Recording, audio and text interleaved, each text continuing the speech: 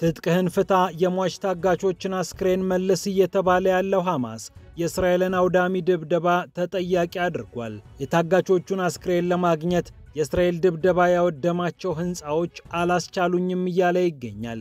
ግብጽ ደግሞ በጋዛና በሌሎች ጉዳዮች አጣብቂኝ ውስጥ ገብታለች። በጀቷ ሲጎል የሚሞሉላት የባህረ ሰላጤው ሀገራትም ቂም ይዘውባታል። የአብዱልፈታህ አልሲሲው መንግስት በትራምፕ ፊት ሞገስ ለማግኘት የሄደበት ርቀት አደጋ ውስጥ ከቶታል ተብሏል። በሌላ በኩል አነጋጋሪው የማዳጋስካር ፕሬዝዳንት ላይ የተካሄደው የመንግስት ግልበጣም ብዙ እየተባለበት ነው። ከዲጄነት ወደ ፕሬዝዳንትነት የነበራቸው ጉዞ ዙፋን ላይ ባወጣቸው ጦር መቀልበሱም ግርምትን ፈጥሯል። እኒያ የኮቪድን መድኃኒት አገኘሁ ያሉት የሜዳ አህያና ቀጭኔ ከቀረጥ ነፃ አስገባለሁ ያሉት ፕሬዝዳንት ፍጻሜያቸው በፈረንሳይ የጦር አውሮፕላን እግሬ አውጪኝ ማለት ሆኗል። የሰውየውን አስገራሚ መረጃዎች ትሰማላችሁ። የዩክሬኑ ፕሬዝዳንት ቮሎዲሚር ዜሌንስኪ ደግሞ አርብ ወደ ዋሽንግተን ይገባሉ ተብሎ ይጠበቃል። ታዲያ ዋናው የጉዟቸው ምክንያት የቶማሃውክ ሚሳኤል ስጡኝ ለማለት መሆኑ ታውቋል። ነገር ግን በሚሳኤሉ ዙሪያ አስደንጋጭ ዘገባዎች እየቀረቡ ነው። እንዲሁም አሜሪካ ትቅደም በማለት የሚታወቁት ዶናልድ ትራምፕ ወደ አርጀንቲና ብሔራዊ ባንክ ለማስተላለፍ ቃል የገቡት የ$20 ቢሊዮን ጉዳይ ውግዘት አምጥቶባቸዋል። የበጀት ቀውስ ገጥሟት መንግስታዊ አገልግሎቶችን ሳይቀር ለማቋረጥ የተገደደች ሀገር ይዘው እንዴት ይህንን ያደርጋሉ በሚል በደጋፊዎቻቸው ዘንድ ቅሬታ ተፈጥሯል። ፒያሳ ኔትወርክን ስትከታተሉ ሁሉንም በጥልቀት ታገኛላችሁ። ፒያሳ ኔትወርክን ሰብስክራይብ፣ ላይክ እና ሼር በማድረግ የተአማኒና የጥልቅ ዘገባዎች ቤተሰብ ሁኑ ስንል በአክብሮት ጋብዘናል። አሁን ወደ ጉዳዮቻችን አለፍን።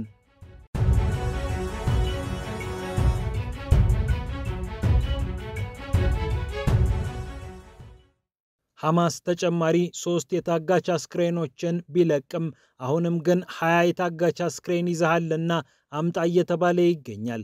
የእስራኤል መንግስትም በእስራኤላውያን ቁጣ ተነስቶበታል። እስራኤላውያን የታጋች ቤተሰቦቻችንን አስክሬን አስመልሱ እያሉ የኔታንያሁን መንግስት እያስጨነቁ ይገኛሉ። ሐማስ ደግሞ ለዚህ ተጠያቂ ያደረገው ራሷ እስራኤልን ነው። የእስራኤል ጅምላ ገዳይ ጅምላ አውዳሚ ድብደባ ይህንን እንዳላደርግ አድርጎኛል። የታጋቾቹ አስክሬን የት እንዳለ ለማወቅ የግድ ተጨማሪ ጊዜያትን መፈለግ አለብኝ እያለ ይገኛል። 28 የሚሆኑ የታጋቾች አስክሬኖች በጋዛ እንደሚገኙ ይታወቃል። እስካሁን ከተሰጡት ውጪ 20 የሚሆኑት ደግሞ ለቤተሰቦቻቸው እስካሁን ገና አልተሰጡም። በዚህም ምክንያት ሐማስም ላይ እስራኤልም ላይ ጫና እየመጣ ይገኛል። የአሜሪካው ፕሬዝዳንት ዶናልድ ትራምፕ ደግሞ ሐማስን ትጥቅህን ፍታ እያሉ እያስፈራሩት ይገኛሉ። ሐማስ ደግሞ ይህ የሚሆነው የፍልስጤም መንግስት ሲመሰረት ነው እያለ ይገኛል። ውዝግቡ ቀጥሏል። በሌላ በኩል በዚሁ በጋዛና ተያያዥ ጉዳዮች ግብጽ አጣብቂኝ ውስጥ ገብታለች። የሳውዲ አረቢያና የተባበሩት አረብ ኤምሬትስ መሪዎች ግብጽ ላይ ቂም መቋጠራቸው ነው የተሰማው። በሻርም አልሼክ የተደረገው ዶናልድ ትራምፕና አብዱልፈታህ አልሲሲ የመሩት የሰላም ጉባኤ በሰዓቱ ብዙ ቢያነጋግርም ሁለቱ መሪዎች ግን በዚህ ስብሰባ ላይ ለመሳተፍ እግራቸውን አላነሱም ነበር። የዚህ ጉዳይ ዋና ምንጭ ደግሞ ግብጽ በጉዳዩ ላይ አጉል ዘው ማለቷ ነው ተብሏል። የሳውዲው አልጋ ወራሽ መሐመድ ቢን ሰልማንና የተባበሩት አረብ ኤምሬትስ ፕሬዝዳንት መሐመድ ቢን ዛያድ ወደ ሻርም አልሼክ አልተጓዙም ነበር። ይህንን ከማድረግ ይልቅ ሚኒስትሮቻቸውን ልከው በጉባኤው ተወክለዋል። የተኩስ አቁም ስምምነቱንና የጋዛን የነገ ዕጣ ፈንታን በተመለከተም ፊርማቸውን ያሳረፉት የአሜሪካው ፕሬዝዳንት ዶናልድ ትራምፕ፣ የኳታሩ ኢምር፣ የግብፁ አልሲሲ እና የቱርኩ ኤርዶዋን ናቸው። ሁለቱ መሪዎች ግን በዚህ ጉባኤ ላይ አለመገኘታቸው ሌሎች ትርጉሞች እንዲኖሩት አድርጓል። አንድም ለግብጽ መልእክት ማስተላለፍ ስለፈለጉ ነው። ግብጽ በጋዛ ሰላም እንዲመጣ ዋናውን ወይም ቁልፉን ስራ ሰርቻለሁ፣ የሰላም አደራዳሪ ነኝ፣ የመረጋጋት ሻምፒዮን ነኝ ለማለት የሄደችበት ርቀት በሁለቱ ሀገራት ዘንድ ተወዳጅነትን አላተረፈም። ሪያድም ኤምሬትስም የካይሮን ዘው አልወደዱትም። ኳታርም በጉዳዩ ላይ የተጫወተችው ቁልፍ ሚና ሁለቱ ሀገራትን አላስደሰተም። በጋዛ ሰላም ብቻ ሳይሆን በነገው የጋዛ ዕጣ ፈንታ ላይ ብርቱ እጅ እንዳላቸው የሚነገርላቸው ሳውዲና ኤምሬትስ እስኪ ጋዛን ያለኛ ዳግም ተገነቡ እንደሆነ እናያለን ለማለት መልእክቱን እንዳስተላለፉ እየተነገረ ይገኛል። የሐማስ ሙሉ ለሙሉ አለመወገድም ሁለቱ ሀገራትን እንዳብከነከናቸው ታውቋል። ሐማስ እስካሁን ትጥቅ አለመፍታቱም በሁለቱ ሀገራት ዘንድ በጥሩ መልኩ አልታየም። የሐማስ ርዕዮተ ዓለም ነገ በእኛም ዘንድ ይመጣል የሚል ስጋት ያላቸው ሁለቱ ሀገራት ሐማስን ሙሉ ለሙሉ ከጥቅም ውጭ የማያደርግላቸውን ስምምነት መፈረም አይፈልጉም ነው የተባለው። ግብጽ ደግሞ ከሁለቱ ሀገራት ጋር ተቀያይማ መኖር አትችልም። እንደ አውሮፓውያን አቆጣጠር በ2013 ዓ.ም ወደ ስልጣን የመጣው የአብዱልፈታህ አልሲሲ መንግስት ከባድ የኢኮኖሚ ቀውስ ገጥሞት ነበር። በርካታ ሚሊዮንና ቢሊዮኖችን የሚያስገኘው የግብጽ ቱሪዝም መቀዛቀዙና ሌሎች ተጨማሪ ኢኮኖሚያዊ ምክንያቶች የአልሲሲን መንግስት አሽመድምደውት ነበር። የበጀት ጉድለት ገጥሞት መሰረታዊ መንግስታዊ ወጪዎችንም ለመሸፈን በተፈተነበት ሰዓት አንዴ ደሴቶቹን እያከራየና እየሸጠ አንዴ ከሳውዲና ከኤምሬትስ ገንዘብ ሙሉልኝ እያለ ድርጎ እየተቀበለ ረጅሙን ጊዜ አሳልፏል። አሁንም የበጀትና ኢኮኖሚ ቀውሱ ሙሉ ለሙሉ የተፈታ አይደለም። ከአይኤምኤፍ የተበደረውን ገንዘብ የአልሲሲ መንግስት በቀላሉ መመለስ አልቻለም። በዚህም ምክንያት የተለያዩ ድጎማዎችን ለማንሳት ተገዶ ነበር። ታዲያ በእንዲህ አይነት ጊዜያት ሁለቱ ሀገራት የአልሲሲ ቀኝ እጅ ሆነው ያገለግላሉ። ቢሊዮኖችን ወደ ካይሮ ማዕከላዊ ባንክ በማስገባት የአልሲሲን መንግስት ይታደጋሉ። ታዲያ ሳውዲና ኤምሬትስ ተቀየሙ ማለት ለግብጽ ከባድ አጣብቂኝ መጣባት ማለት ነው። በትራምፕ ፊት ሞገስ ለማግኘት ረጅም ርቀት የሄደችው ካይሮ የባህረ ሰላጤውን ሀገራት ግን ለጊዜውም ቢሆን አስቀይማለች።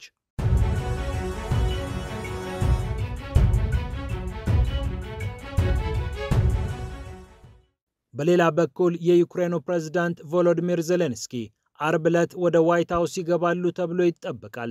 ታዲያ የዚህ ጉዞ ዋነኛው ዓላማ የቶማሃውክ ሚሳኤሎችን ከአሜሪካ መረከብ ነው። ይህንን ለማድረግ ደግሞ ዶናልድ ትራምፕን መጠየቅ አለባቸውና ዜሌንስኪ ዋነኛ አጀንዳቸው የሆነውን የቶማሃውክ ሚሳኤልን ይዘው ወደ ዋይት ሃውስ እንደሚገቡ ይጠበቃል። ዶናልድ ትራምፕም ይህንን አላጡትም። ወደዚህ ሲመጣ ምን ሊነግረኝ እንደሚችል አውቃለሁ። ሁሉም ሰው እኮ ቶማሃውክ ሚሳኤሎችን ይፈልጋል። እኛም ብዙ ቶማሃውክ ሚሳኤሎች አሉን ብሏል። ነገር ግን ይህ ብዙ ቶማሃውክ ሚሳኤሎች አሉን የሚለው የትራምፕ ትረካ በብዙዎች ዘንድ ተቀባይነትን አላገኘም። አንድ ወታደራዊ ተንታኝ ለፋይናንሻል ታይምስ ሲናገር አሜሪካ በኔቶ እና በተለያዩ ማዕቀፎች ያሰማራቻቸው የቶማሃውክ ሚሳኤሎች እንደ ልብ የተመረቱና እንደ ልብም የሚሰጡ አይደሉም። ስለዚህም ምናልባት ይላል ተንታኙ አሜሪካ ለዩክሬን መስጠት የምትችለው የቶማሃውክ ሚሳኤል ብዛት ከ20 ቢበዛ ደግሞ ከ50 የሚበልጥ አይደለም ይላል። ይህ ደግሞ በጦር ሜዳ ላይ እዚህ ግባ የሚባል ለውጥ አያመጣም። እነዚህ ሚሳኤሎች እያንዳንዳቸው 1.3 ሚሊዮን ዶላር የሚያወጡ መሆኑ ይታወቃል። 2500 ኪሎ ሜትር መወንጨፍ የሚችሉ ናቸው። እንደየሞዴላቸው 2500 ኪሎ ሜትርም ይወነጨፋሉ። ይህ ደግሞ ሞስኮንም እንደ ልብ ለመደብደብ ያስችላታል። ምንም እንኳን ጉዳት ቢያደርሱም መሰረታዊ የጦርነቱን መልክ ግን ይቀይራሉ ተብሎ አይጠበቅም። አሜሪካም በገፍ ለዩክሬን ይህንን ሚሳኤል መስጠት የሚከብዳት ይሆናል። የመከላከያ ሚኒስቴር መስሪያ ቤቷን ወደ ጦር ሚኒስቴር ቀይሬያለሁ የምትለው ዋሽንግተን እንዲህ አይነት ቁልፍና ስትራቴጂክ ሚሳኤሎችን ዩክሬን ዘንድ ገብተው እንዲባክኑ አትፈልግም። የአሜሪካው ፕሬዝዳንት ዶናልድ ትራምፕም ቶማሃውክ ሚሳኤልን እንደ ካርድ መዘው ፑቲንንና ሀገራቸውን ለማስፈራራት እየተጠቀሙበት ይገኛሉ። የሩሲያው ፕሬዝዳንት ቭላዲሚር ፑቲን ግን ብለው ነበር፣ ቶማሃውክ ሚሳኤል መሰረታዊ የጦርነቱን ሁኔታ አይቀይርም። ነገር ግን ያለን አማራጭ የራሳችንን የአየር መከላከያ ስርዓት ማጠናከርና ክፍተት እንዳይፈጠር ማድረግ ነው። ነገር ግን አሜሪካ ጨክና ቶማሃውክ ሚሳኤሉን የምትሰጥ ከሆነ የግንኙነታችን ነገር አደጋ ውስጥ ይገባል ብለዋል የሩሲያው ፕሬዝዳንት ቭላዲሚር ፑቲን። የውጭ ጉዳይ ሚኒስትራቸው ሰርጌይ ላቭሮቭም ይህንን በተመለከተ ሲናገሩ ኪየቭ እንዲህ አይነቱ ሚሳኤል በኃላፊነት የሚሰጣት አይደለም ብለዋል። የቤላሩሱ ፕሬዝዳንት አሌክሳንደር ሉካሼንኮም ቶማሃውክ ሚሳኤሎቹ የሚቀይሩት አንዳች ነገር የለም ሲሉ መናገራቸው ይታወሳል። ያም ሆነ ይህ ዜሌንስኪ እነዚህን ሚሳኤሎች ለመጠየቅ ወደ ዋሽንግተን ያቀናሉ።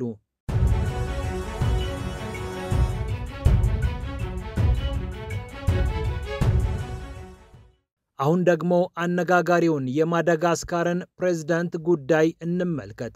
አንድሪ ራዮሊና የትላንት ወዲያው ዲጄ፣ የትላንቱ ፕሬዝዳንት፣ የዛሬው ስደተኛ፣ የፈረንሳይ ነው በተባለ የጦር አውሮፕላን ወደ ፓሪስ በረዋል የተባለላቸው ፕሬዝዳንት፣ የሬዲዮ ጣቢያና የፈረንሳይ ፓስፖርት ባለቤት አሁን በስልጣናቸው አይገኙም። 2009 እንደ አውሮፓውያን አቆጣጠር ላይ መንግስት ፈንግሎ ዙፋን አደላድሎ እጃቸውን ዘርግቶ ወደ ዙፋኑ ያቀረባቸው ጦር አሁን መንግሏቸዋል። እርሳቸውም ለደህንነቴ ፈርቻለሁ ብለው ከሀገር መውጣታቸውን ተናግረዋል። የሸሹባትን ሀገር ግን አልተናገሩም። ሀገሬው የሚያውቃቸው በቅድሚያ በዲጄነታቸው ነበር። ሙዚቃ ሲያጫውቱ የሬዲዮ ባለቤት ሆነው ያውቃቸው ነበር። ቲጂቪ የተሰኘ የዲጄነት ወይም የመድረክ ስምም ነበራቸው።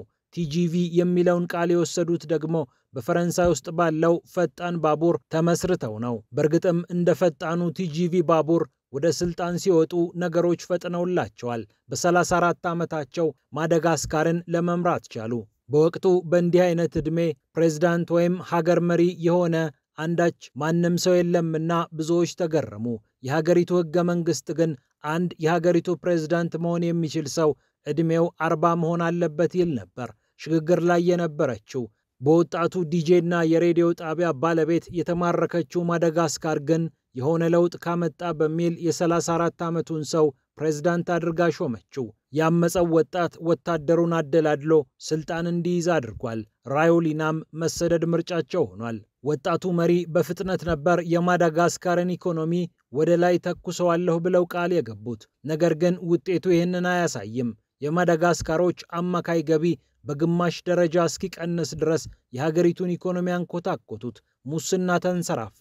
መሰረታዊ የሆኑ አገልግሎቶችን የመብራትና የውሃን ጨምሮ ሀገሪቱ ማቅረብ አልቻለችም። የማዳጋስካር ኑሮ ከብዶናል ያሉ ወጣቶችም አደባባይ ላይ ወጡ። አንታናናሪቮ ሰውየውን ለመፈንቀል በቂ ቂም ቋጥራ ነበርና ሰውየውን ፈነገለች። ሰውየው የማይሆን ነገሮችን አደርጋለሁ እሆናለሁ በማለትም ይታወቃሉ። የኮቪድ-19 ወረርሽኝ በተከሰተ ሰዓት ራዮሊና አንድ ጠርሙስ ይዘው ብቅ አሉ። የሆነ ለስላሳ መጠጥ የሚመስል ነገር በአደባባይ እያሳዩ ይህ የኮቪድ-19 መድኃኒት ነው፣ ተጠቀሙት፣ ሀገራችን ይህንን አምርተዋለች አሉ። ምንም አይነት ግን ሳይንሳዊ ማረጋገጫ አልነበረም። ከ3 ዓመት በፊት ደግሞ አንድ አስገራሚ ጥሪ ያቀረቡ። የሀገራችንን ቱሪዝም ለማሳደግ ይረዳል በሚል ባለሀብቶች ከቀረጥ ነፃ እንስሳትን ወደ ማዳጋስካር እንዲያስገቡ ጥሪ ያቀረቡ። ቀጭኔውን፣ የሜዳ አህያውን፣ ዝሆኑን ከተለያዩ ከሰሃራ በታች ከሚገኙ የአፍሪካ ሀገራት አምጡ፣ ቀረጥ አትከፍሉም በማለት ጥሪ ያቀረቡ። ነገር ግን አንድም ግዙፍ ባለሀብት ይህንን አልሰማቸውም ነበር። በእንዲህ አይነት ትርኪ ምርኪ ተስፋ ጆሮው ሲሰባ የቆየው የማዳጋስካር ሕዝብ ሰውየውን መነገላቸው። የአንታናናሪቮ ሰልፈኞችም ለሰውየው በቂ ዕድል ሰጥተነዋል አሉ። ራዮሊናም ሀገር ጥለው ሸሹ።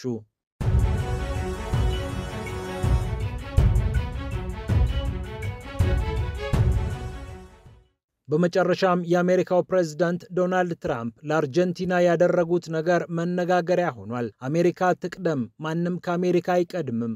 የአሜሪካን የንግድ ስርዓት ብዙዎች እየበዘበዙት ነው፣ ቀረጣችንን ይክፈሉ፣ እንዲያም እያሉ የሚታወቁት ዶናልድ ትራምፕ ለአርጀንቲና ሲሆን ግን እጃቸው አልሰሰተም። እጃቸው በሰፊው $20 ቢሊዮን ወደ አርጀንቲና ማዕከላዊ ባንክ ለማስገባት አልሰሰተም። ከፍተኛ የውጭ ምንዛሪ ቀውስ ውስጥ የምትገኘው አርጀንቲና በቀጣይ የምታደርገው ምርጫ ደግሞ የሀገሪቱን መሪ ክፉኛ ሲያስጨንቅ ቆይቷል። ዣቪየር ሚሌ በአርጀንቲና በቅርቡ የሚካሄደው የምክር ቤት ምርጫ የዣቪየር ሚሌን መንግስት አደጋ ውስጥ ሊጥል እንደሚችል ይገምታል። ሰውየው ፕሬዝዳንታዊ ምርጫቸውን የሚያከናውኑት ከ2 ዓመት በኋላ ቢሆንም ይህንን የፓርላማ ምርጫ ተሸነፉ ማለት ግን የፈለጉትን ሕግ ማጽደቅ አይችሉምና መንግስታቸው አደጋ ውስጥ ይገባል። ዶናልድ ትራምፕም ሌላ ሶሻሊስት መንግስት በአርጀንቲና እንዳይመጣ አሜሪካ ይህንን ማድረግ አለባት ብለው $20 ቢሊዮን ወደ አርጀንቲና ብሔራዊ ባንክ እንዲተላለፍ ውሳኔ አሳልፈዋል። ዲሞክራቶችና ሪፐብሊካኖች በበጀት ጉዳይ ባለመስማማታቸው የበጀት ቀውስ ገጥሟት አንዳንድ መሰረታዊ የፌዴራል አገልግሎቶችን እያቋረጠች የምትገኘው አሜሪካ ለአርጀንቲና ሲሆን ያልሰሰተችው ገንዘብ መነጋገሪያ ሆኗል። የአሜሪካው ፕሬዝዳንት ዶናልድ ትራምፕም አሜሪካ ትቅደም በሚለው መርሃቸው ይታወቃሉና እንዴት ይህንን ያደርጋሉ በሚል ከሪፐብሊካን ፓርቲና ከራሳቸው ካምፕም ቅያሜ እየመጣባቸው ይገኛል። ሶሻሊስቶች ምርጫውን የሚያሸንፉ ከሆነ ግን አሜሪካ እርዳታ አትሰጥም ማለታቸው ደግሞ በአርጀንቲና የውስጥ ጉዳይ መግባት እንዳይሆንባቸው ብዙ ደጋፊዎቻቸው እየሰጉላቸው ይገኛሉ። የሚሌ መንግስት በአርጀንቲና ከመጣ በኋላ አንዳንድ ተስፋዎችን ቢያሳይም ቀኝ ዘመም የሆነው አካሄዱ በሀገሪቱ ውስጥ ያሉ ድጎማዎችን እያነሳ በመቀጠሉ ከአርጀንቲና ሕዝብ ጋር መቃቃር ውስጥ ገብቷል። የኢኮኖሚ ቀውስንም ለመፍታት አሜሪካ እንደ ብቸኛ ምርጫ ታይታለች። የእስራኤል ወዳጅ የትራምፕ አፍቃሪ የሆኑት ሚሌ ወዳጅነታቸውን ተጠቅመው ለጊዜውም ቢሆን እፎይታ ለማግኘት የሚያስችላቸውን ገንዘብ እንዳገኙ ይታመናል።